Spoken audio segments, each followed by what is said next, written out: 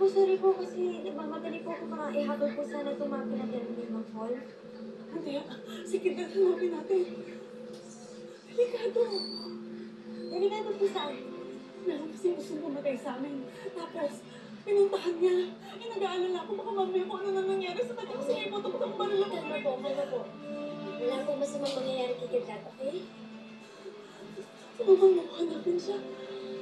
Sige po, tara po.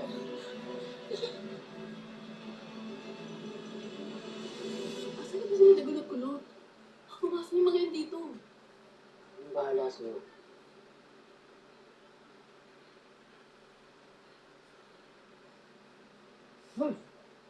Si Totoy lang muna nila.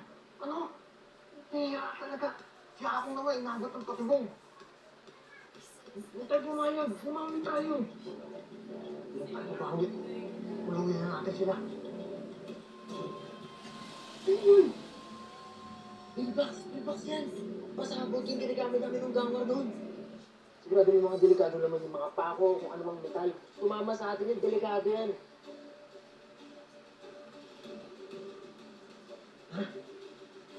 Sige, dyan na sila. Kilometre. Kilometre.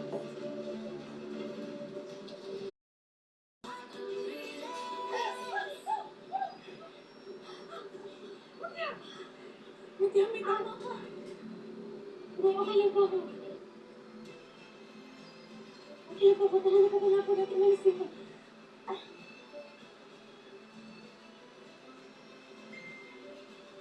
Visit. Sige na. Hanapin ang mama mo. Sunod lang sir. Sige na. Mag-ingat ka. Bakit ako ng tao sa English? Para papatay si Mili? Eko! Yes! Kung hindi ikaw papatay sa kanya, ako! Kaya mo ba talagang pumatay ng tao? Sige! Tututusin ko ng panbuhay mo pambaon sa lahat ng buhay na nawala tayo sa inyo! Huli mo namin yung asero mo, straight ang kaunong kami patayin eh! Anong pinagsasabi mo dyan, ha? Huwag kang sinungaling. Mga heroes ang mga anak ko.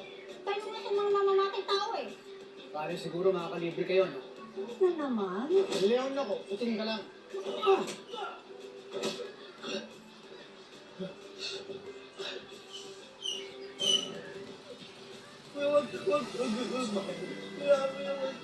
Pare kuya!